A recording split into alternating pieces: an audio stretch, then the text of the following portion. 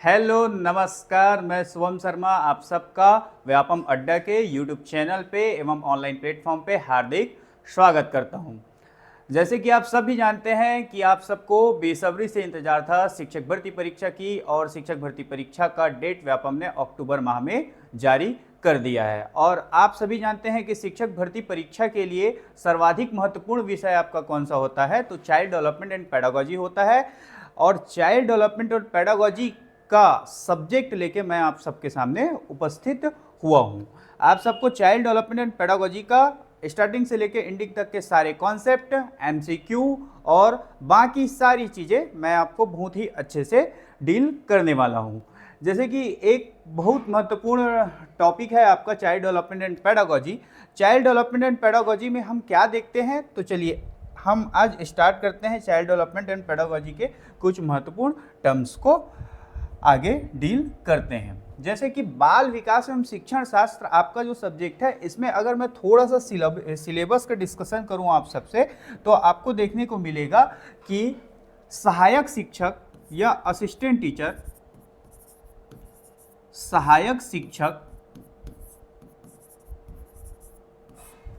Assistant teacher और शिक्षक teacher की जो वैकेंसी होती है, इन सभी में अभी हमारे पास कोई भी सोर्स नहीं है जी। आप सभी जानते हैं कि व्यापम ने जो अक्टूबर में होने वाली शिक्षक भर्ती परीक्षा है, उसके लिए कोई भी अभी सिलेबस जारी नहीं किया है। ज्ञात सूत्रों से हमको पता चला है, और विगत वर्षों में विगत कुछ वर्षों के एग्जामिनेशन पैटर्न जो व्यापम ले रहा है, उसने अपने पैटर्न में चेंजेस किया है। आप सभी जानते हैं, आपने अभी टीटी सीजीटीटी की परीक्षा दी थी, जो कि 150 नंबर का, ठीक है, 150 मार्क्स का हुआ था, 150 क्वेश्चंस आए हुए थे। बट शिक्षक भर्ती परीक्षा में संभावना यह व्यक्त की जा रही है कि यह भर्ती परीक्षा पूर्व में जो 2023 और 2019 की भर्ती परीक्षा हुई थी, वो तो 150 नंबर की हुई थी, बट इसको परिवर्तित करके व्यापम इसको 100 नंबर और 100 क्वेश्चन में समायोजित करने वाला है, ठीक है। तो उसी प्रकार से सहायक शिक्षक में भी 100 नंबर के ही परीक्षा पेपर होने वाले हैं, ऐसे ज्ञात सूत्रों से हमको ज्ञात हुआ है। और शिक्षक में भी 100 नंबर का, और साथ में जो लेक्चरर का एग्जाम होगा वह भी 100 मार्क्स से 100 क्वेश्चंस के में ही डील होने वाले हैं। लेकिन यह याद रखिए कि अभी हमको सिलेबस ज्ञात नहीं है, तो हमारे पास जो सोर्सेस हैं वो 2023 का शिक्षक भर्ती परीक्षा है और 2019 का शिक्षक भर्ती परीक्षा है। याद रखिए, ये दोनों के सिलेबस हमारे पास है, क्योंकि ये परीक्षाएं पूर्ण हो गई हैं, ठीक है, पोस्टिंग भी हो गई है। तो इसी को हम अपना सोर्स मानते हुए जो सहायक शिक्षक और शिक्षक के लिए बाल विकास एवं शिक्षण शास्त्र है, उसकी सारी समस्त आपकी पढ़ाई हम करने वाले हैं। आगे आपको यह देखने को मिलेगा कि सहायक शिक्षक के लिए जो सीडीपी है, बाल विकास है, ये 4 इकाई में बटा हुआ है, ठीक है। कितने इकाई में बटा हुआ है, तो सहायक शिक्षक के लिए बात करेंगे। सहायक शिक्षक के लिए अगर हम बात करते हैं, तो आपको देखने को मिलेगा कि सहायक शिक्षक के लिए ये 4 इकाइयों में बटा हुआ है, ठीक है। और वैसे ही शिक्षक के लिए भी अगर हम बात करते हैं, तो शिक्षक के लिए मूलतः आपके पास सिलेबस होगा, सिलेबस नहीं होगा तो प्रीवियस ईयर का 2023 शिक्षक भर्ती परीक्षा का सिलेबस आप व्यापम के साइट में जाके डाउनलोड कर लेंगे, ठीक है। 4 यूनिट्स में आपका सहायक शिक्षक का बटा हुआ है, 3 यूनिट्स में आपका किसका बटा हुआ है, तो याद रखिएगा शिक्षक में किसका, तो सीडीपी याद रखिएगा, CDP child development and pedagogy बटा हुआ है, याद रखिएगा। That is a most important subject. याद रखिए, ये पहले 150 नंबर भर्ती परीक्षा में 30 नंबर का वेटेज रखता था। संभावना यह व्यक्त की जा रही है कि अगर सिलेबस में चेंजेस भी होती है तो 20 नंबर का वेटेज ये दोनों ही, चाहे वो टीचर के लिए हो चाहे वो असिस्टेंट टीचर के लिए हो, 20 नंबर का वेटेज रखने ही वाला है, याद रखिएगा, ठीक। तो चलिए हम आगे चलते हैं और अपनी स्टडी को आगे बढ़ाते हैं। और आज हम एक बहुत महत्वपूर्ण टॉपिक लेके आपके सामने उपस्थित हुए हैं।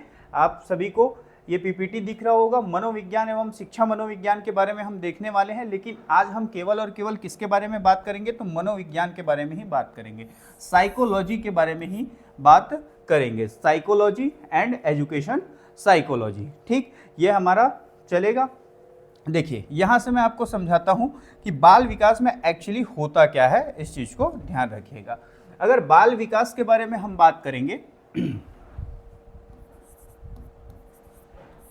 बाल विकास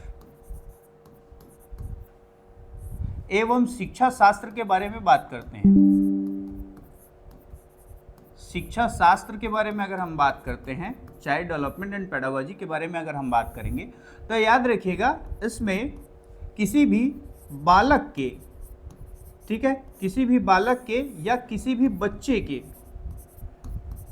किसी भी बालक के या किसी भी बच्चे के आपका किस चीज का, तो याद रखिएगा विकास का अध्ययन किया जाता है। ठीक, याद रखिए किस विकास का अध्ययन किया जाता है। तो कैसा विकास होगा ये, तो आपको देखने को मिलेगा कि ये कैसा होगा, स्थायी विकास होगा। ठीक है, स्थायी विकास होगा। स्थायी विकास किसके साथ होगा, समय के साथ होगा, समय के साथ होगा स्थायी विकास। ठीक, इस चीज को ध्यान रखिएगा। ठीक, तो मैंने क्या बोला, बाल विकास एवं शिक्षा शास्त्र में या शिक्षण शास्त्र में बालक के विकास का, कि बालक में किस प्रकार विकास हो रहा है, विकास का, और कैसे समय के साथ स्थायी विकास या फिर परिवर्तन, चेंजेस, ठीक है, परिवर्तन का क्या किया जाता है, आपका अध्ययन किया जाता है। क्या किया जाता है, अध्ययन किया जाता है, लर्निंग देखा जाता है कि किस प्रकार इस बच्चे में स्थायी परिवर्तन आ रहे हैं। याद रखिएगा स्थायी समय के साथ किस प्रकार स्थायी परिवर्तन हो रहा है। तो याद रखिएगा इस चीज को जानने के लिए हमको यह जानना पड़ेगा कि बाल विकास कहाँ से आया है, बाल विकास एवं शिक्षण शास्त्र का कॉन्सेप्ट कहाँ से आया है। तो इसको जानने के लिए हमको देखना पड़ेगा, इसको हम क्या बोलते हैं, तो एक और टॉपिक के रूप में जानते हैं बाल मनोविज्ञान। तो इसी में हमको देखना पड़ेगा जो मनोविज्ञान है, क्या है आपका मनोविज्ञान है। मनोविज्ञान में क्या होता है, तो मनोविज्ञान में मनुष्य का अध्ययन किया जाता है।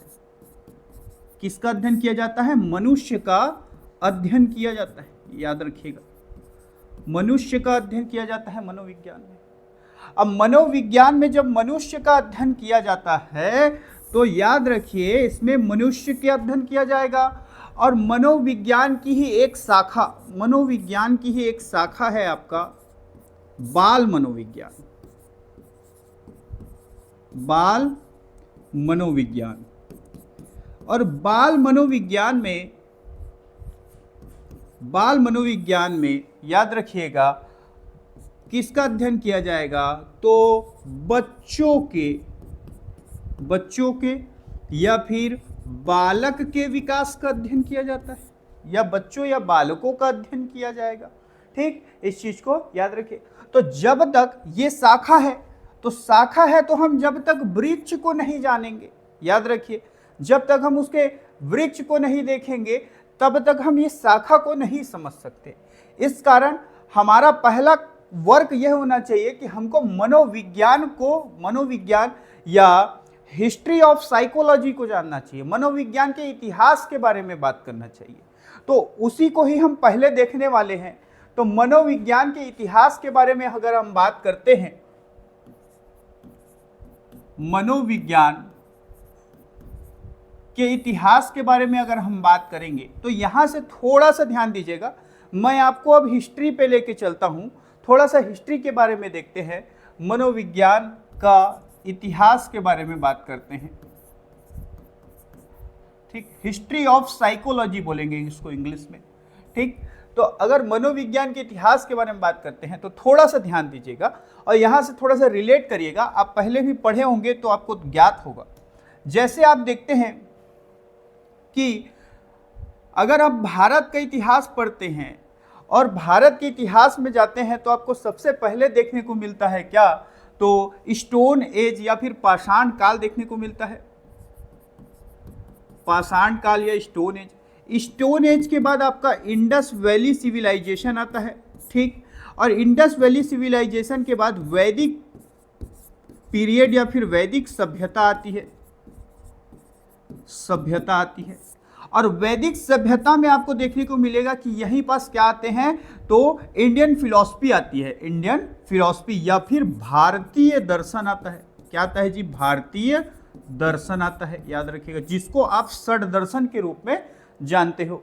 ठीक, और यही आपका, यहीं से आपको यह देखने को मिलेगा कि जो हम वैदिक पीरियड पढ़ते हैं, इसी वैदिक पीरियड से ही हमको क्या मिलता है, तो देखिए यहाँ भी मिला, IVC मतलब इंडस वैली सिविलाइजेशन में भी हमको क्या मिला, लिखित स्रोत मिले। ठीक है, लिखित स्रोत मिले, लेकिन हम उसको क्या नहीं कर सकते थे जी, आपका पढ़ नहीं सकते थे। लेकिन जैसे ही वैदिक सभ्यता आई तो यहाँ से 4 वेदों का गठन, 4 वेदों की रचना हो गई। ठीक, साथ में यह षट दर्शन आ गए, जिसको इंडियन फिलॉसफी के रूप में, भारतीय दर्शन के रूप में जानते हैं। और इसी के पैरेलल आपको यह देखने को मिलेगा कि वेस्टर्न में, मतलब आपका वेस्टर्न में देखेंगे तो आपका पाश्चात्य दर्शन में भी आपको यह देखने को मिलेगा कि यहाँ से भी बहुत सारे फिलोसोफर ने अपने फिलॉसफीज दी। ठीक, तो ये दोनों ही पैरेलल चलते हुए आ रहे थे, और यही ही एक कैसे स्रोत थे, आपके लिखित स्रोत थे।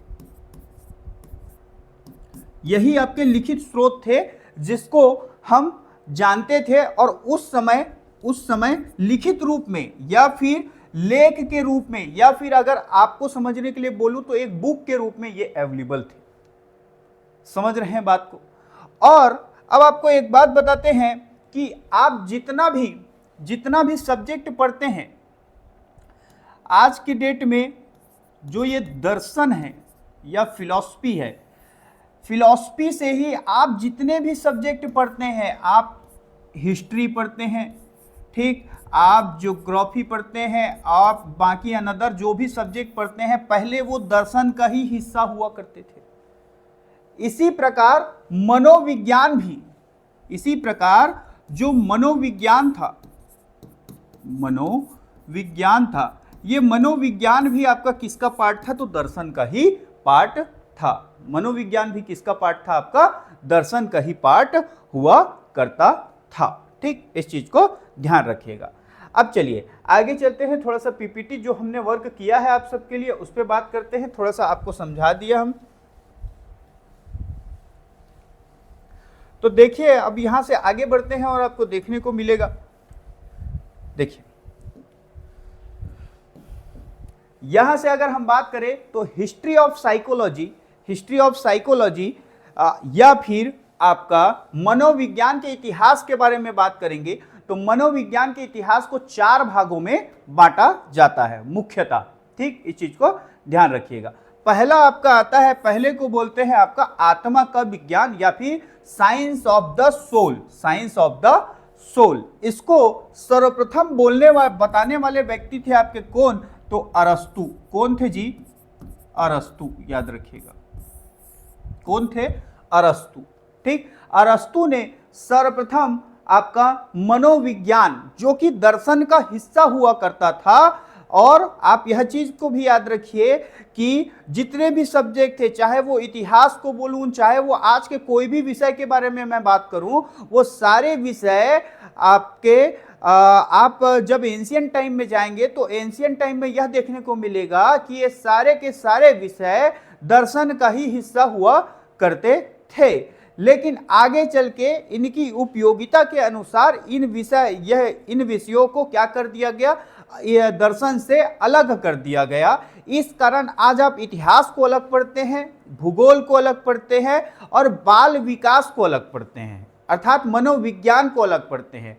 मनोविज्ञान का ही एक शाखा है, याद रखिएगा, कौन? बाल मनोविज्ञान, या उसी को बोलते हैं बाल विकास या शिक्षण शास्त्र। इस चीज को ध्यान रखिएगा। ठीक, तो सबसे पहले अगर हम बात करेंगे तो देखिए यहां से समझिएगा, फिर मैं इसको बता दूंगा, यहां से समझते हुए चलिएगा। देखिए अगर मनोविज्ञान के इतिहास के बारे में बात करेंगे, मनोविज्ञान के इतिहास के बारे में अगर हम बात करते हैं, तो सबसे पहले याद रखिएगा मनोविज्ञान किसका हिस्सा था, तो मनोविज्ञान किसमें समाहित था या किसका हिस्सा था? तो सबसे पहले याद रखिएगा दर्शन शास्त्र का हिस्सा था। किसका हिस्सा था जी? दर्शन शास्त्र का हिस्सा था। ठीक। और अगर हम बात करते हैं तो मनोविज्ञान के, अगर हम यहीं पास मीनिंग के बारे में बात करते हैं तो मनोविज्ञान को इंग्लिश में क्या कहा जाता है? तो साइकोलॉजी बोला जाता है जी। क्या बोला जाता है? साइकोलॉजी। साइकोलॉजी कहा जाता है। ठीक, याद रखिएगा साइकोलॉजी कहा जाता है। अब इसी को अगर हम बात करते हैं तो मनोविज्ञान को अगर हम इंग्लिश में साइकोलॉजी बोलेंगे, साइकोलॉजी जब बोलेंगे तो इसका मीनिंग होता है, अगर अंग्रेजी में देखते हैं हम, किसमें देखते हैं? अंग्रेजी में अगर मीनिंग देखें तो इसका होता है मन का विज्ञान। क्या होता है? मन का विज्ञान, याद रखिएगा। और जब मनोविज्ञान का हम मीनिंग लैटिन भाषा में, लैटिन या फिर ग्रीक में देखते हैं, लैटिन या फिर ग्रीक में देखते हैं तो याद रखिएगा इसका, ठीक, या फिर इसी को कहीं कहीं यूनानी बोला गया जाएगा, याद रखिए।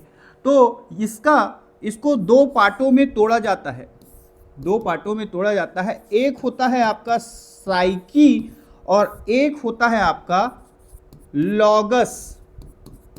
साइकी और लॉगस।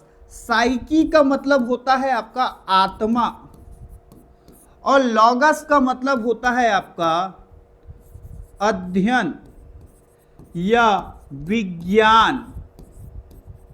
अध्ययन या फिर विज्ञान, याद रखिए। तो यहीं से इसको क्या कहा गया? आपका आत्मा का विज्ञान। क्या कहा गया? आत्मा का विज्ञान। और यह जो थॉट है ये कहाँ से आया? तो बेसिकली ये आपका यूनान से आया। बेसिकली ये कहाँ से आया? यूनान से आया। अब यहीं से समझिएगा, जो आपके इस पीपीटी का पहला कॉन्सेप्ट है मैं इसको बता रहा हूं, आत्मा के विज्ञान का। चलिए, अब यहीं से अगर मैं बात करूंगा तो आपको यह देखने को मिलेगा, जब आप 16वीं शताब्दी के में जाएंगे, ठीक 16 सेंचुरी में आप जाते हैं, 16वीं शताब्दी में जब आप जाते हैं तो वेस्टर्न फिलॉसफी, ठीक है, पाश्चात्य दर्शन में एक बहुत ही बड़े दार्शनिक आए, वेस्टर्न फिलोसफर आए, जो कि कहाँ के थे? तो यूनान के थे। कहाँ के थे? आपके यूनान के थे। ठीक है, कौन आए? अरस्तु। कौन आए जी? अरस्तु, याद रखिएगा। कौन आए? अरस्तु। 16वीं शताब्दी में यूनान में आपके अरस्तु। अरस्तु ने एक अवधारणा दी। अब अभी तक के आपको एक चीज समझना है कि मनोविज्ञान दर्शन शास्त्र का ही हिस्सा है, ठीक है, और दर्शन शास्त्र के एक शाखा में अरस्तु ने अपने विचार दिए, अवधारणा या फिर विचार दिए, याद रखिएगा। अवधारणा या फिर क्या दिया? विचार दिया। और उनका विचार यह बोला गया कि जो मनोविज्ञान है, जो मनोविज्ञान है, इस मनोविज्ञान में किस चीज का? तो उन्होंने बोला आत्मा का अध्ययन किया जाएगा। आत्मा का मतलब क्या बोल दिया? आत्मा का विज्ञान बोल दिया। किसने बोला? अरस्तु ने बोला। ठीक, किसने बोला? अरस्तु ने बोला। ठीक, आत्मा का विज्ञान बोल दिया। इंग्लिश में बोलेंगे क्या इसको? तो इंग्लिश में बोलेंगे आपका साइंस ऑफ द सोल, आत्मा का विज्ञान। अब इन्होंने बताया कि मनोविज्ञान में किस चीज का अध्ययन किया जाएगा? Learning of psychology. तो इन्होंने बताया कि आत्मा का अध्ययन किया जाएगा भैया। किसका? सोल का अध्ययन किया जाएगा। तो अब बोले, दो चार लोग आए और उन्होंने पूछा चाचा कैसे किया जाएगा बता दो। तो ये फिर बोले कि मतलब भैया तुम कुछ बोलते हो, जैसे आप लोग कुछ बोलोगे कि हम लोग फलाना जगह जा रहे हैं तो आदमी पूछेगा क्यों जा रहे हैं, तो वैसे ये बोले कि मनोविज्ञान में आत्मा का अध्ययन, आत्मा का विज्ञान बोल दिए और यह बता रहे हो अरस्तु जी आप कि आत्मा का अध्ययन किया जाएगा, तो बोले कैसे, आप क्यों बोल रहे हो आत्मा का अध्ययन किया जाएगा? तब इन्होंने बोला कि देखो और सुनो, बोला, तब इन्होंने बताया और सुनो, जो मैं बता रहा हूं इसमें ध्यान दो। बोला कि ये बोले कि जो हमारी इंद्रियां हैं, जो हमारी इंद्रियां हैं, ये इंद्रियां जैसे कि आप जानते हो कि आप मान लीजिए कि आप कुछ कर रहे हैं या कहीं जा रहे हैं, कहीं चल रहे हैं और चलते चलते आपको कांटा लग गया, आपके पैर में कांटा चुभ गया। अब कांटा चुभा तो आपको तुरंत पता चलता है कि अरे कांटा चुभ गया है, तुरंत आपकी जो इंद्रियां हैं वो इंद्रियां तुरंत सूचना को आपके दिमाग तक लेके जाती है और दिमाग में तुरंत पता चलता है कि भैया अब तो दर्द होगा, अब तो दर्द होगा, अब दर्द होगा तो दिक्कत ही दिक्कत है। ठीक, तो इन्होंने भी बताया कि जो हमारी ज्ञान इंद्रियां हैं, ये इंद्रियां ऐसी नहीं है, यहीं से हमको क्या मिलता है जी, सूचना मिलता है।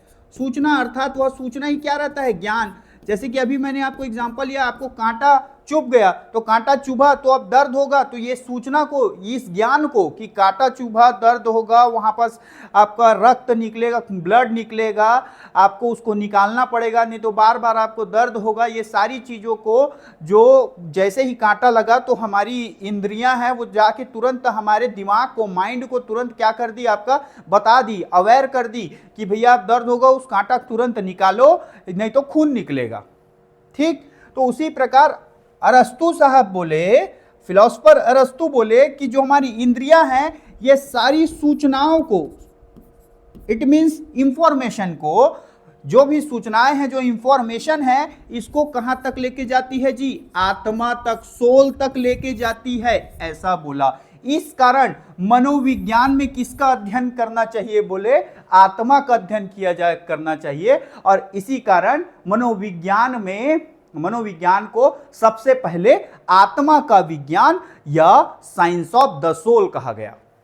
ठीक, कब, 16th सेंचुरी। कहां, यूनान में। किसने, अरस्तु ने। किसने, अरस्तु ने। समझ में आया, किसने, अरस्तु ने, याद रखिएगा। ठीक, अब अरस्तु के बाद अगर बात करेंगे तो अरस्तु क्या, अब यहां पास देखो ये एक कॉन्सेप्ट दिए, आप भी कोई चीज बोल दोगे, अब बोलने के बाद ना, मतलब आप 3 दोस्त हो, तीनों दोस्त एक प्लान किए कि हम लोग चलेंगे कहाँ। एक दोस्त उसमें से प्लान किया, बाय द वे मैं आपका दोस्त हूं, मैं प्लान किया कि हम लोग डोंगरगढ़ जाएंगे, और 2 जन उससे बहुत प्रभावित होकर मेरा सपोर्ट करने लग गए, अरे दादर अब डोंगरगढ़ जाएंगे, ये वो। तो वैसे ही ये जो बात बोले ना, तो इसके सपोर्ट करने के लिए भी 2-4 व्यक्ति आए, समझ में आ रहा है। और 2-4 व्यक्ति कौन थे, तो एक तो प्लेटो आया, याद रखिएगा, इसके समर्थन में, मतलब जो आप बोल रहे हो वो बिल्कुल सत्य है, दाऊ कह के आए। एक आएगा प्लेटो। ठीक, प्लेटो के बाद कौन आएगा, रुडोल्फ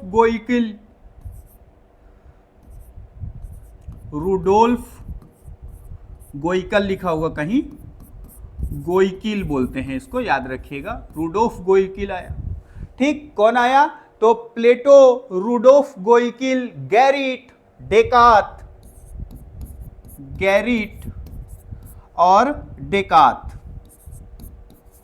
अब कोई व्यक्ति, जैसे मैंने एक एग्जांपल लिया, हम 3 दोस्त हैं, अब कोई व्यक्ति के पास पैसा नहीं है, अब पैसा नहीं है, उसको कहाँ जाना है, डोंगरगढ़, और उसके पास ट्रेन के लिए भी पैसा नहीं है, तो वो मेरा ना एकदम आगे पीछे घूम रहा, भाई हम मोल लेके जबे मोर कर पैसा नहीं है।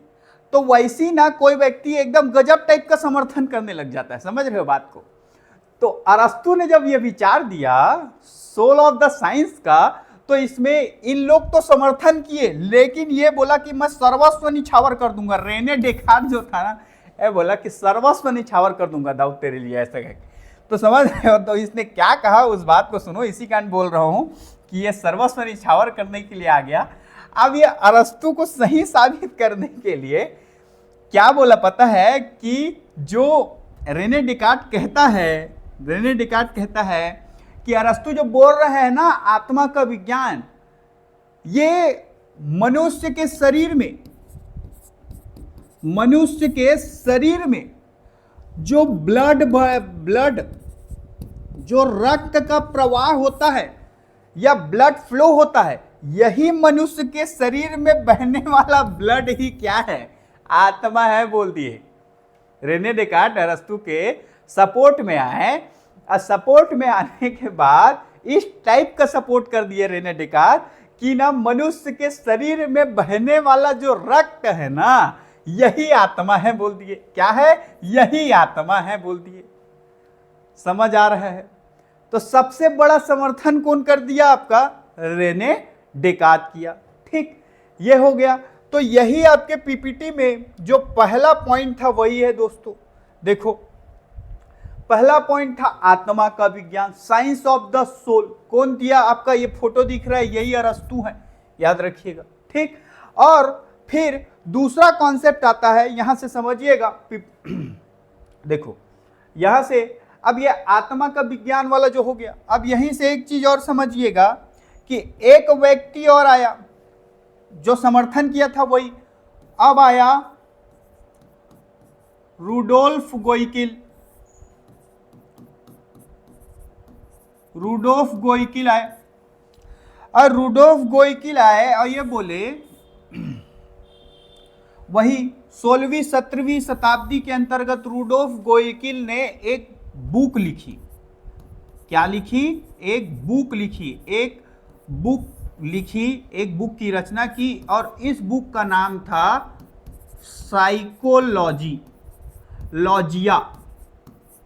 साइकोलॉजिया नाम की बुक लिखी। किसने आपका? तो रुडोल्फ गोइकिल ने। ठीक, और फर्स्ट टाइम पूरे वर्ल्ड में, फर्स्ट टाइम या सर्वप्रथम किस वर्ड का प्रयोग किया? साइकोलॉजी वर्ड का प्रयोग किया इस बुक में। मनोविज्ञान के लिए ना, मनोविज्ञान के लिए सर्वप्रथम साइकोलॉजी वर्ड का प्रयोग करने वाले व्यक्ति कौन थे? तो आपसे क्वेश्चन आएगा, बराबर बनता है क्वेश्चन, याद रखिएगा। कौन थे आपके? तो रुडोल्फ गोइकिल थे। ठीक, इस चीज को ध्यान रखिएगा। समझ में आया क्या इतना? इसके बाद अब ये लिख दिए। अब लिखने के बाद ना कई व्यक्ति आते हैं, या तो निंदा करने के लिए आएंगे, आपको गलत सलत कुछ वर्ड बोलने के लिए, या तो आप जो बताए हो उसको क्या करेंगे और डिस्क्राइब करने के लिए आते हैं। तो इसमें निंदा करने के लिए नहीं आए, इसमें आए डिस्क्राइब करने के लिए। समझते जाओ, अभी केवल समझते जाओ। अब डिस्क्राइब करने के लिए एक व्यक्ति आता है, तो याद रखिएगा जो सेकंड व्यक्ति रहेगा वो होगा गैरिट आए, और गैरिट ने इस साइकोलॉजी को दो भागों में तोड़ दिया। ठीक, गैरिट ने इस साइकोलॉजी को दो भागों में तोड़ा और इसका अर्थ बताया, जो मैंने आपको पहले बता चुका हूं। ठीक, साइकोलॉजी के दो पार्ट में, तो इसने तोड़ा, एक को साइकी में बताया था अभी मैंने आपको, और एक को लॉगस में तोड़ दिया। साइकी का अर्थ गैरिट ने बताया आत्मा, क्योंकि ये किसका समर्थन करता था? अरस्तु का। और लॉगस का अर्थ बताया यह है अध्ययन, क्योंकि ये किसका समर्थन करता था? अरस्तु का, क्योंकि इसका चचा था अरस्तु। ठीक, कौन था? अरस्तु। तो मैंने अभी आपको क्या बताया? तो मैंने ये बताया कि सबसे पहले आपको यह देखने को मिलेगा, आपको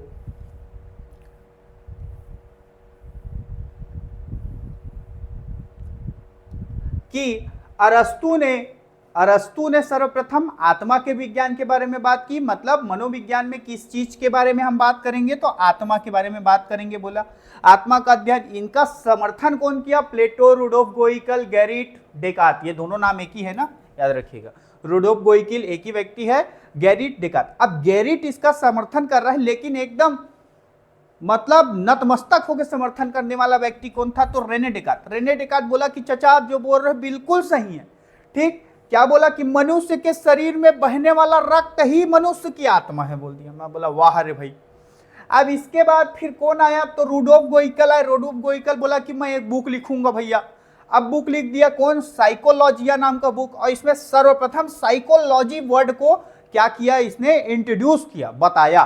ठीक, अब गैरिट क्या बोला, गैरिट भी समर्थन कर रहा था किसका, तो अरस्तु का। अब गैरिट ने इसी साइकोलॉजी को दो भागों में तोड़ा। साइकी का मतलब आत्मा और लॉगस का मतलब अध्ययन। ठीक, इतना समझ में आया होगा। अब इसके बाद ना जी देखो, आपको यह देखने को मिलेगा कि इसके बाद कौन आएंगे, तो इसके बाद आते हैं 17वीं से 18वीं मतलब 17-18 सेंचुरीज के बारे में मन एवं मस्तिष्क का विज्ञान लेके, क्या लेके, मन एवं मस्तिष्क का विज्ञान लेके आते हैं कौन, तो याद रखिएगा पोम्पोनॉजी आएंगे। कौन आएंगे, पोम्पोनॉजी, यहां पास याद रखिएगा, पोम्पोनॉजी आएंगे, याद रखिए। पोम्पोनॉजी आते हैं, मन एवं मस्तिष्क का विज्ञान, science of the mind and brain. ठीक, इस चीज को याद रखिए। अब देखिए, मैं इसी चीज को आपको समझाता हूं। देखो, अब गैरिट के बाद आने वाला व्यक्ति था पोम्पोनॉजी। ठीक, गैरिट के बाद कौन आया, पोम्पोनॉजी। ठीक,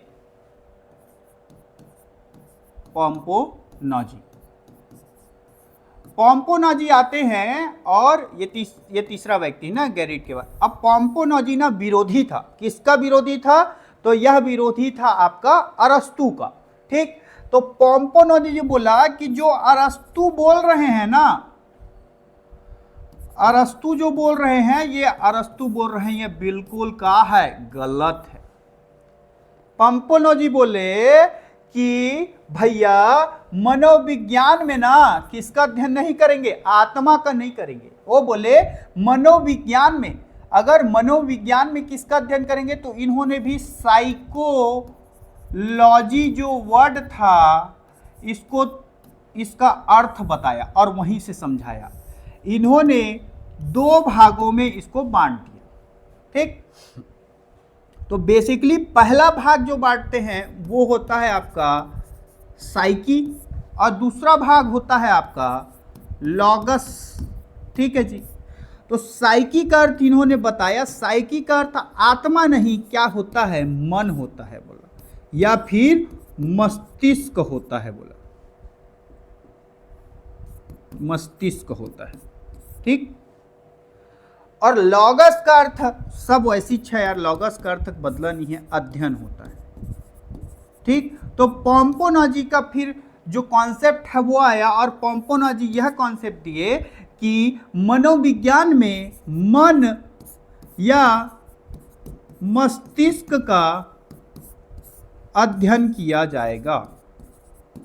ठीक, इसी कारण इसको साइंस ऑफ द ब्रेन बोलेंगे, मतलब हाँ साइंस ऑफ द ब्रेन, या फिर मन या मस्तिष्क का विज्ञान बोलेंगे। मन या मस्तिष्क का क्या बोलेंगे, आपका विज्ञान बोलेंगे, का विज्ञान बोलेंगे। ठीक, अब यहां पे बोलो कि फिर अब क्वेश्चन उठा, क्यों भाई, क्यों बोलेंगे ऐसा। तब इन्होंने बताया, तब इन्होंने क्या किया, बताया कि देखो जो इंद्रियां हैं, जो इंद्रियां हैं ये हमारे पास क्या लेके आती है, इंफॉर्मेशन या सूचना लेके आती है। और यह सूचना, देखो ये सही बोल रहे हैं ना, आत्मा वाला भी उस समय का कॉन्सेप्ट था। ठीक, और ये कॉन्सेप्ट जो पोम्पोनॉजी लेके आए हैं ये बेसिकली मतलब 100 साल बाद आया है। 17वीं से 18वीं शताब्दी के ड्यूरेशन में आपको यह देखने को मिलेगा, मतलब यह 16वीं से 17वीं में। ठीक, तो इंद्रियां सूचना लेके आती है, और यह सूचना को कहाँ तक लेके आएगी, तो ये बोले हमारे मन तक या फिर मस्तिष्क तक लेके आती है, बोले मन या मस्तिष्क तक लेके आती है। तो आपको मैंने बोला कि आपको कांटा चुभा, और कांटा चुभने के बाद तुरंत आपके दिमाग को पता चला ठीक है, कि कांटा चुभ गया भैया, वहां से ब्लड आएगा, तुरंत कांटा निकाल लो, हमको दर्द होगा। तो ये जो कॉन्सेप्ट पोम्पोनोजी ने दिया कि इंद्रियां सूचना को कहां तक लेके जाती है, मन या मस्तिष्क तक लेके जाती है, दैट्स अगर एक फॉर्मली भी सोचोगे तो ये कॉन्सेप्ट क्या होता है आपका, हमको सही नजर आता है।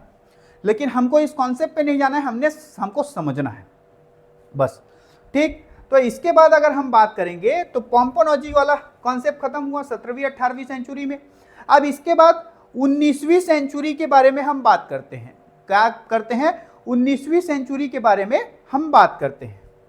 तो 19वीं, देखिए फोटो भी डाला हूं आप लोग के लिए, बढ़िया। ये था आपके पोम्पोनोजी, ये थे अरस्तु, और ये थे आपका कौन आएगा, तो आगे चल के जो नए थ्योरी आएंगे उसके बारे में। तो अगर हम बात करते हैं, अब आया 19वीं सेंचुरी, 17वीं 18वीं खत्म हो गया, अब आया 19th सेंचुरी, ठीक, 19वीं सेंचुरी। तो 19वीं सेंचुरी के बारे में अगर हम बात करेंगे तो आपको देखने को मिलेगा कि एक व्यक्ति आएंगे जी, ठीक है, कौन आएंगे, एक व्यक्ति आते हैं, और उस व्यक्ति का नाम रहता है आपका विलियम हुंट। कौन आते हैं, विलेहम,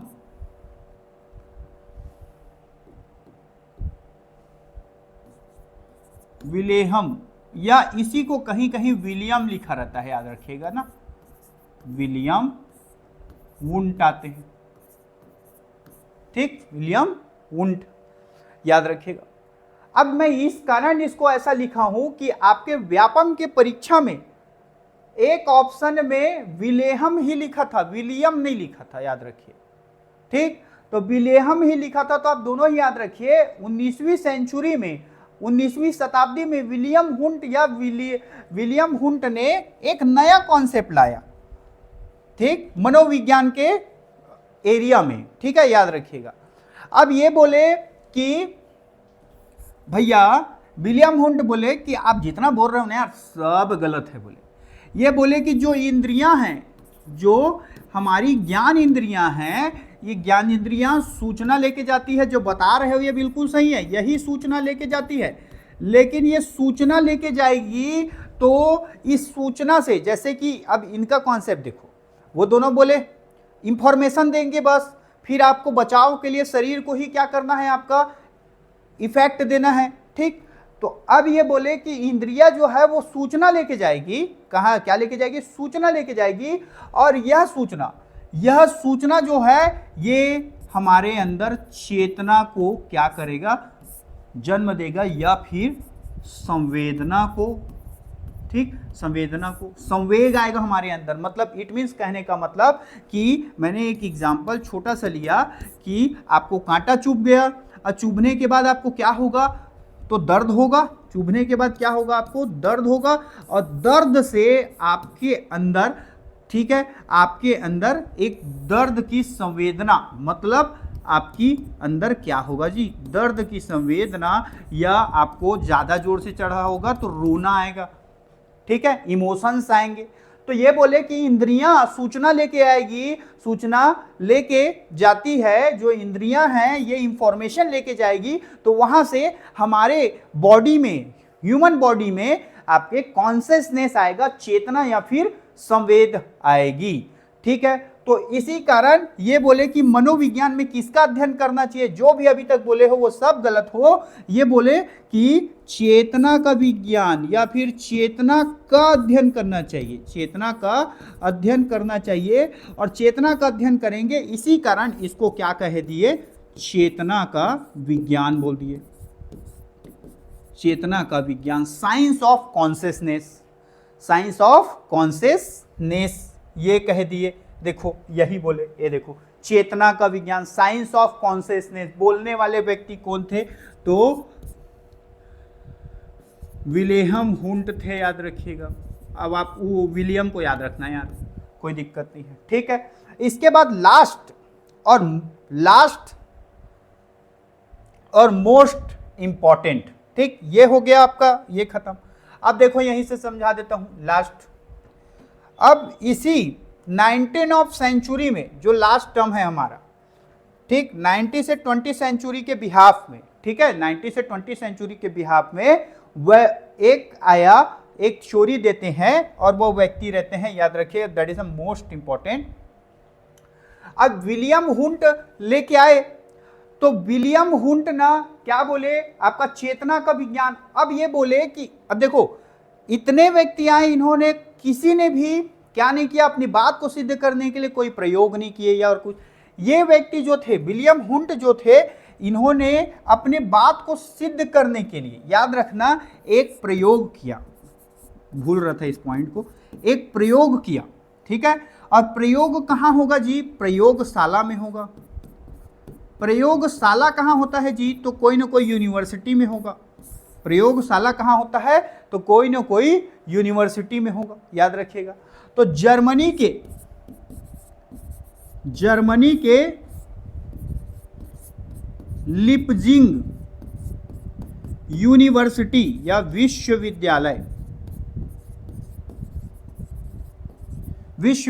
में, लिपजिंग विश्वविद्यालय में इन्होंने प्रयोग किया। किस पे प्रयोग, कैसा प्रयोग किया, तो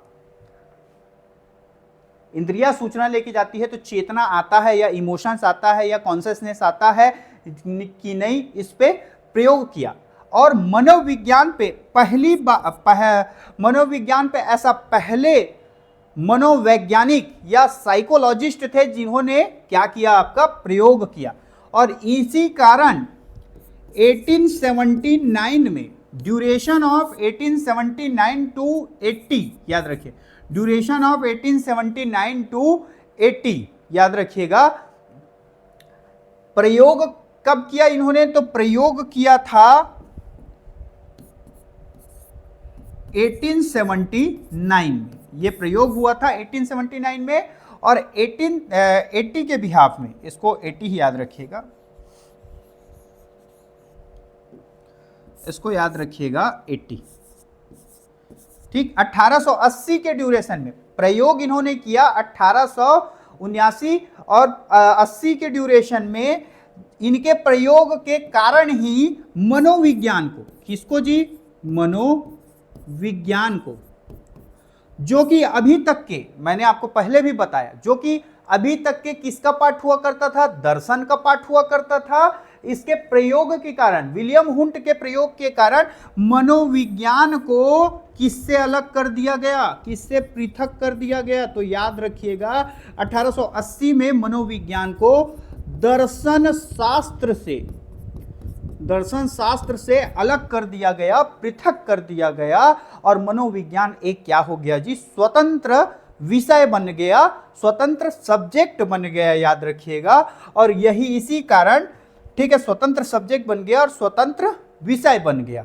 तो यहां से अब जो मनोविज्ञान में अवधारणा आएगी वो अभी तक के दर्शन के बिहाफ में आती थी, अब मनोविज्ञान के लिए स्वतंत्र अवधारणा आएगी, that is a independent subject, याद रखिए। कब बना, तो 1880 में, याद रखिए। किसके कारण बना, विलियम हुंट के कारण बना, याद रखिए। क्योंकि विलियम हुंट ने क्या किया था, 1879 में क्या किया था, आपका प्रयोग किया था। प्रयोगशाला कहां का था, तो जर्मनी में किया था इन्होंने, लिपजिंग विश्वविद्यालय में, याद रखिए, लिपजिंग यूनिवर्सिटी में, ठीक।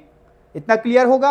अब लास्ट थ्योरी याद रखिएगा, 20 ऑफ सेंचुरी में, 20वीं शताब्दी में, याद रखिए, 20 ऑफ सेंचुरी, 20वीं शताब्दी में कौन आए, तो एक व्यक्ति आए। अच्छा, यहां से एक चीज छूट रहा था। अब ये सब कारनामा किए कौन, विलियम हुंट। विलियम हुंट के इन सब कारनामा को देखते हुए दोस्तों, विलियम हुंट को क्या कहा जाता है, तो याद रखिएगा, इन्हीं को कहा जाता है आधुनिक मनोविज्ञान के जनक। मनोविज्ञान के जनक कहा जाता है। क्या कहा जाता है, आधुनिक मनोविज्ञान के जनक, ठीक है। Father of modern psychology, father of modern psychology, इस चीज को ध्यान रखिएगा, ठीक। लेकिन यही में पूछे कि फादर ऑफ आपका चेतना के विज्ञान के जनक कौन है, तब भी विलियम हुंट आएंगे। और आधुनिक मनोविज्ञान के जनक कौन है पूछेंगे, तब भी विलियम हुंट आएंगे। मन या मस्तिष्क के विज्ञान के जनक कौन है, या यह अवधारणा किसने दी पूछे, तो पॉम्पोनॉजी आएंगे, ठीक है, बताया था पोम्पोनोजी आएंगे। और जब आपसे पूछे कि आत्मा के विज्ञान की अवधारणा या आत्मा के विज्ञान के जनक कौन है, तो याद रखिएगा कौन है, अरस्तु हैं, विलियम हुंट। अब लास्ट 20 ऑफ सेंचुरी में एक व्यक्ति आते हैं और वो व्यक्ति का नाम रहता है आपका वाटसन, ठीक है, पूरा नाम रहता है जे.बी. वाटसन, ठीक, याद रखिएगा। जे.बी. वाटसन आएंगे, याद रखिए। और जे.बी. वाटसन जो रहते हैं, ठीक, अच्छा एक चीज याद रखना, जो विलियम हुंट रहे, विलियम हुंट, इनका समर्थन करेंगे, समर्थन करते हैं विलियम जेम्स। बाद में चल के इसके घोर विरोधी बनेंगे, याद रखिएगा, लेकिन स्टार्टिंग में समर्थन करते हैं कौन, विलियम जेम्स, बाद में चल के घोर विरोधी होंगे, याद रखिएगा। संरचनावाद इनका हो जाएगा और प्रकार्यवाद इनका हो जाएगा, दोनों में अलग अंतर हो जाएंगे, ठीक। तो पहले इनका समर्थन करेंगे, याद रखिएगा, विलियम जेम्स, ठीक, सर्वाधिक समर्थन करेंगे, ठीक। इसके बाद फिर आगे के बारे में बात करेंगे। तो जे.बी. वाटसन आए, जे.बी. वाटसन बोले कि अब मनोविज्ञान अलग हो गया। अब मनोविज्ञान के अलग होने के बाद पहला विचार देने वाले व्यक्ति कौन थे, जे.बी. वाटसन। मनोविज्ञान इंडिपेंडेंट, यहां से स्वतंत्र विषय बन गया है जी, स्वतंत्र विषय। अब स्वतंत्र विषय कब बना पूछे, तो 1880 में। किससे अलग हुआ, दर्शन से अलग हुआ, ठीक है। किसके कारण अलग हुआ, तो विलियम हुंट के कारण। और उसके समर्थन कौन थे, विलियम जेम्स थे, ठीक, याद रखिएगा, समर्थक। अब जे.बी. वाटसन बोले कि आज तक के आपने क्या किया, आत्मा का विज्ञान देखा, मन का विज्ञान, चेतना, मैं बोलता हूं कि ये सब गलत है। इन्होंने बोला कि हमारी जो इंद्रियां हैं, इंद्रियां जो है ये क्या लेके जाती है, सूचना लेके जाती है, और सूचना लेके जाएगी तो उससे हमारे हाव भाव में परिवर्तन होता है या व्यवहार में परिवर्तन होता है। इसका सबसे बड़ा एग्जाम्पल देखो, आपको चाहिए क्या, आईफोन, और आप अपने पापा से आईफोन मांग रहे हो, फादर साहब से। पापा आईफोन लाके नहीं दे रहे हैं, लेकिन अचानक से पापा आईफोन लाके दे दे, ठीक। आपकी इंद्रियां, आपका मन चाहता था कि आईफोन चाहिए, लेकिन आपके पापा लाके नहीं दे रहे थे और आईफोन लाके दे दिए। और आईफोन लाके दिए तो आपके अंदर इतनी खुशी उमड़ेगी, इतनी खुश हो जाओगे आप कि आपके व्यवहार में परिवर्तन देखने को मिलेगा। फिर पापा की आप पूजा करने लगोगे, इतने टाइम से वो ला के नहीं दे रहे थे तो मन ही मन उनको कोस रहे थे। अब क्या है, व्यवहार में क्या देखने को मिला, चेंजेस। तो वाटसन बोलते हैं कि मनोविज्ञान में बेसिकली किसका अध्ययन करना चाहिए, तो मनोविज्ञान में व्यवहार का अध्ययन करना चाहिए, व्यवहार का अध्ययन करना चाहिए।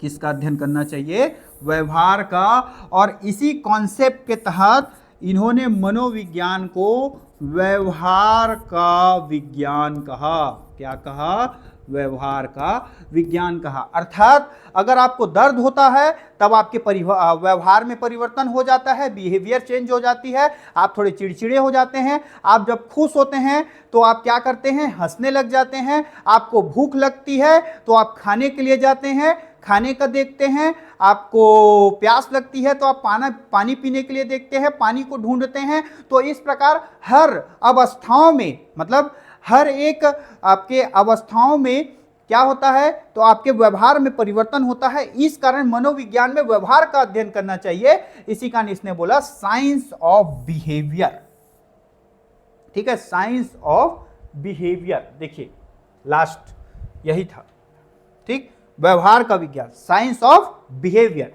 जे.बी. वाटसन, ठीक है। यहां फोटो नहीं छपा है भाई साहब का, लेकिन जे.बी. वाटसन लिखा हुआ है। तो ये तो बेसिकली मनोविज्ञान के इतिहास में देखें तो मनोविज्ञान को 4 भागों में डिवाइड किया जाता है।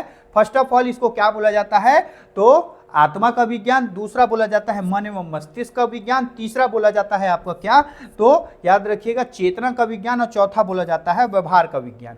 और आज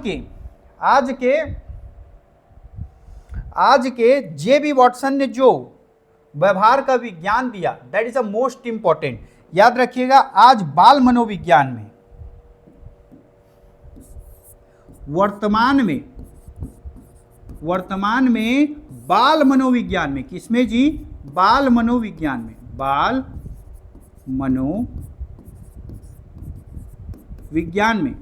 मनोविज्ञान में हम किसका अध्ययन करते हैं, तो याद रखिएगा बालकों के व्यवहार का अध्ययन किया जाता है।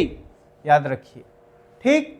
अब मनोविज्ञान की ही एक शाखा आपकी बाल मनोविज्ञान कहलाती है, और जब मनोविज्ञान को आप समग्र रूप से देखते हैं तो वो क्या कहलाता है आपका, उसमें दोनों ही आ जाते हैं। कौन से दोनों आ जाएंगे, तो उसमें मनुष्य भी आते हैं जी। मनुष्य मतलब हर अवस्थाओं के मनुष्य, और जब इसको बाल मनोविज्ञान या चाइल्ड साइकोलॉजी बोलेंगे तो उसमें केवल और केवल कौन आएंगे, आपका बालक या फिर बच्चे आते हैं, बालक या फिर बच्चे आते हैं। और आपके शिक्षक भर्ती में बाल मनोविज्ञान का अध्ययन आपको करना है, ठीक, बाल मनोविज्ञान का आपको अध्ययन करना है। आशा करता हूं कि इतना आपको समझ में आया होगा। अब एक व्यक्ति आए, इसके बारे में भी बता देता हूं, उसके बाद थोड़ा सा पीपीटी को मैं ओवरव्यू दे दूंगा आपका, ताकि आप उसको पढ़ लेंगे। देखो, एक व्यक्ति आए जिसका नाम था वुडवर्थ। बार बार पूछा गया एक कथन है ना, याद रखना, मोस्ट इंपॉर्टेंट है। वुडवर्थ नाम था इनका, वुडवर्थ, ठीक। वुडवर्थ बोले कि देखो, जो हमारा मनोविज्ञान है, कौन है आपका, मनोविज्ञान, जो एक इंडिपेंडेंट सब्जेक्ट बन गया है अभी के डेट में। पहले दर्शन का पार्ट था, पहले मैंने ये भी बताया। आज भी आप किसी सब्जेक्ट में महारत हासिल करना चाहते हो तो क्या करते हो यार, पीएचडी करते हो ना, ठीक है। तो पीएचडी करते हो तो आप उसके फिलॉसफी को ही पढ़ते हो, याद रखिएगा। तो मनोविज्ञान के बारे में बात करेंगे तो मनोविज्ञान के लिए इन्होंने बोला कि मनोविज्ञान ने सबसे पहले अपना आत्मा खो दिया, फिर उसने अपना मन खो दिया, मन या मस्तिष्क को खो दिया, फिर उसने अपनी चेतना खो दी। अब केवल और केवल, ये तीनों का कॉन्सेप्ट खत्म हो गया। अब वाटसन लेके आए थे क्या, अब केवल और केवल उसके पास क्या बचा है, व्यवहार बाकी है। और इसी कारण वर्तमान में मनोविज्ञान में व्यवहार के विज्ञान का अध्ययन किया जाता है। इसी कारण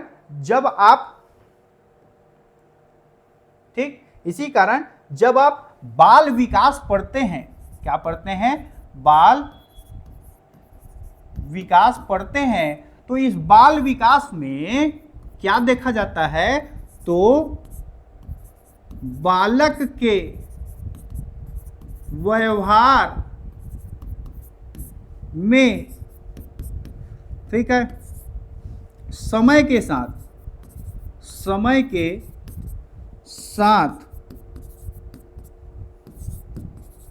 स्थायी परिवर्तन के बारे में ही जाना जाता है, स्थायी परिवर्तन के बारे में ही जाना जाता है। अब इसी बालक के व्यवहार में स्थायी परिवर्तन के बारे में जानेंगे, लेकिन अगर उसका आधार शैक्षिक होगा, कैसा होगा, शैक्षिक होगा, तो उसी को आपका क्या बोल देंगे, शिक्षा मनोविज्ञान या एजुकेशनल साइकोलॉजी कह देते हैं। याद रखिएगा, समझ में आ गया क्या। देखो, अब थोड़ा सा जो इतना पीपीटी बनाया था, पीपीटी में 4 भागों में बांटा गया है, इसको बता दिया मैंने। अब देखो, यही सारी चीजों को बताया। अरस्तु के बारे में बात करेंगे, 2 मिनट में सब बता देता हूं। मानव के बारे में जानने के लिए जिस विषय का ज्ञान होता है वही मनोविज्ञान है, ये बोले अरस्तु ने, ठीक है। अब इसके बाद रुडोल्फ बोयकल की पुस्तक साइकोलॉजिया, प्रथम बार प्रयोग 1590 में लिखा था इन्होंने पुस्तक, ये देखो लिखा हुआ है, ठीक है। और मनोविज्ञान शब्द की उत्पत्ति यहीं से होती है। उसके बाद गैरिट साइकोलॉजी के 2 भागों में, ठीक है, साइको और लॉगस में। तो साइको का अर्थ क्या है, आत्मा, यह अंतःकरण होता है, अंतःकरण, याद रखिए इस चीज को। यही है कौन, आपके अरस्तु हैं, ठीक।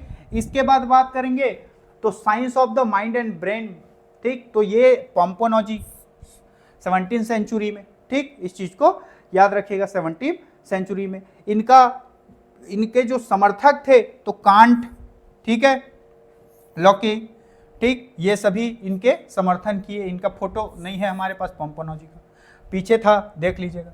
इसके बाद बात करेंगे तो आपका विलियम हुंट, देखो चेतना का विज्ञान, साइंस ऑफ कॉन्शियसनेस दिया इन्होंने 19वीं सेंचुरी में, ठीक। और उसके बाद लिखा हुआ है, देखिए जो बताया हूं, 19वीं शताब्दी में जर्मनी के विलियम हुंट के द्वारा लिप्जिंग शहर में मनोविज्ञान की पहली प्रयोगशाला, ठीक है, लिप्जिंग में लिप्जिंग यूनिवर्सिटी थी, वहीं आपका 1879 में स्थापित की गई। उन्होंने पहला प्रयोग भी किस पे किया था तो याद रखिएगा किशोरों पे किया था, टीनेज पे, ठीक है, टीनेजर जो रहते हैं उन पे प्रयोग किया था, उनके चेतना को जाना था, ठीक है। First philosophy laboratory establish in the Leipzig Germany in 1879, ठीक। विलियम जेम्स इनके घोर समर्थक रहेंगे, ठीक है। जेम्स सुले, ठीक, ये भी समर्थन करेंगे, वैसी का नाम याद रखने की आवश्यकता नहीं है, ठीक, इस चीज को ध्यान रखिएगा। इनकी विधि को क्या बोला जाता है तो अंतरदर्शन विधि भी बोला जाता है, ठीक है, क्या बोलते हैं, अंतरदर्शन विधि, ठीक। इसके बाद आगे के बारे में बात करते हैं तो ये आगे चलेंगे।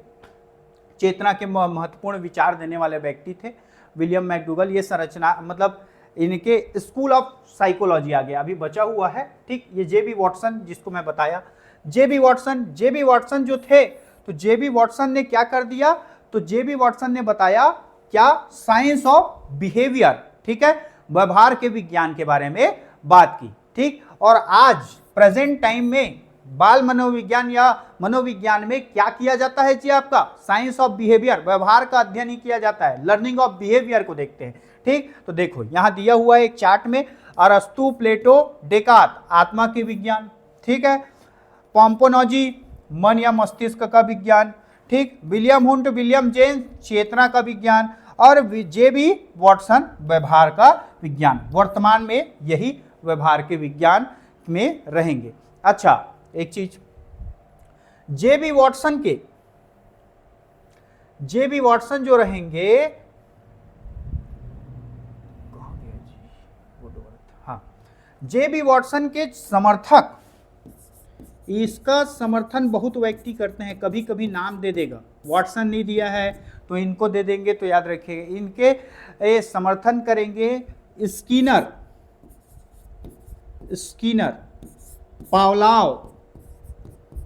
पावलाव, अरे ये सब शिक्षा मनोविज्ञान मतलब अधिगम में ये सबको पढ़ोगे आप, पावलाव, स्कीनर, ठीक है, थॉर्नडाइक, याद रखिएगा शिक्षा मनोविज्ञान के जनक है ये थॉर्नडाइक, ठीक, और हॉल, ठीक, हॉल, ये सभी। अच्छा, एक चीज और मैं आपको क्लियर कर देता हूं कि जब आपसे पूछे कि मनोविज्ञान के जनक,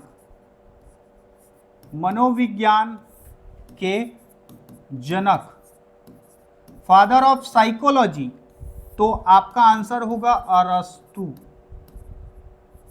ठीक, या प्राचीन मनोविज्ञान के जनक पूछे तब भी अरस्तु। लेकिन जब आपसे यहां पास लिख दे आधुनिक मनोविज्ञान के जनक, तो आंसर होगा आपका विलियम हुंट, ठीक, या फिर जेम्स, जो दिया हो, क्योंकि इसके समर्थन में जेम्स भी थे, ठीक। अब जब आपसे पूछे बाल मनोविज्ञान के जनक, मनोविज्ञान के जनक पूछे,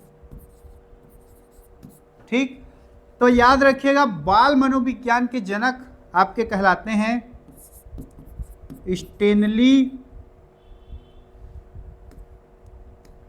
स्टेनली हॉल।